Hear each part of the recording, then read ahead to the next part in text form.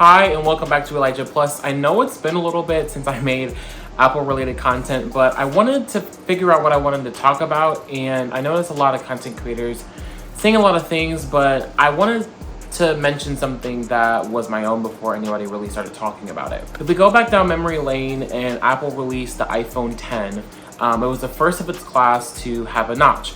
And so we've seen it trending for the iPhone 11, for the iPhone 12, and then when the 13 came up, the notch got finally smaller, and then the 14 regular got the notch, and now for Dynamic Island with the 14 Pro series. And I feel like the Dynamic Island is something really interesting because even though it's within its first year, it has some really cool Apple Way features.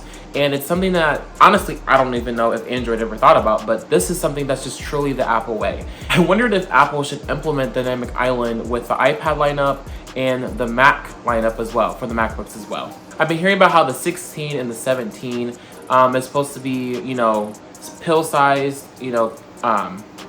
pill-shaped cutout, and then no notch at all. So, but I feel like after so long, the notch has stayed for 5 years, since 2017 with the iPhone 10 till now in 2023 with, well, technically September of 2022 with the iPhone 14 lineup. So I feel like Dynamic Island is pretty new enough where I feel like Apple can prolong the changing process with a major redesign to the screen. I really like Dynamic Island just because it relieves some of the notifications that would usually pop up in the middle of your screen, like low battery or your AirPods being connected or some type of that information usually kind of takes up the screen. But with Dynamic Island, all of the stuff with the mini notifications go in there. So I figured for iPad, it would make total sense just because if they move down the Dynamic Island slightly down from the bezel, and they can finally have the iPad Pro have the landscape camera mode that we've been wanting for a very long time, and then they can just have a simple placement for the Apple Pencil while not compromising the charging station for the Apple Pencil. I also feel like the iPad Pro has had a steady design for a very long time, and I feel like with adding Dynamic Island to iPad Pro, at least the first model class to get it, would make total sense. This would be a nice change for the Pro lineup, so that way it doesn't feel like the same design, year after year.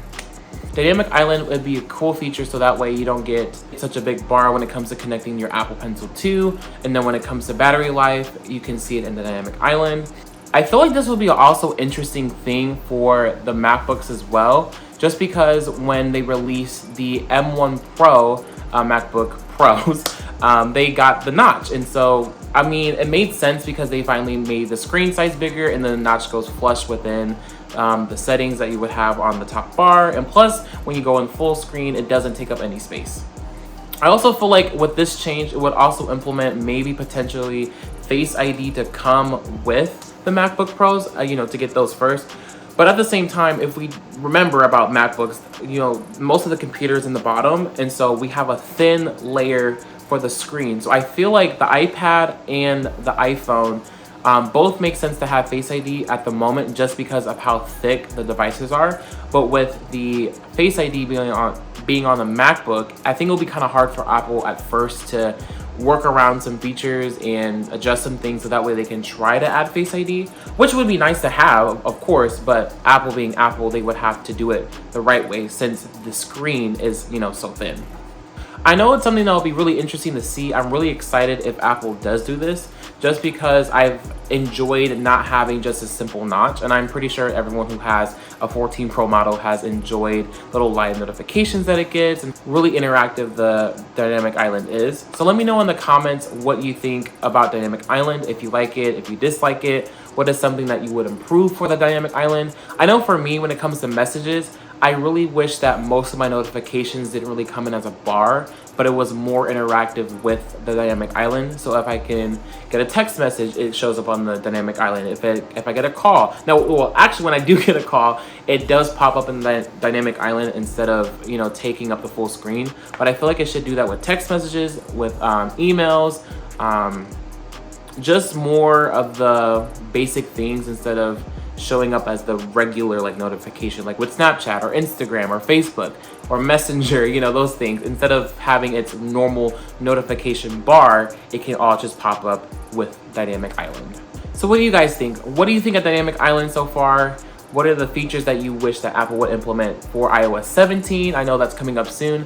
They have finally released the link so you can add it to your calendar for DubDub if you want to check that out as well. I know that I will be watching it on June 5th, and you will get a reaction video out of it probably the 1 to 2 business days, depending if I'm working or not. So thank you guys for tuning in to Elijah Plus. I hope you enjoyed this video. Make sure you hit the like, share, and subscribe, and I'll see you in another video.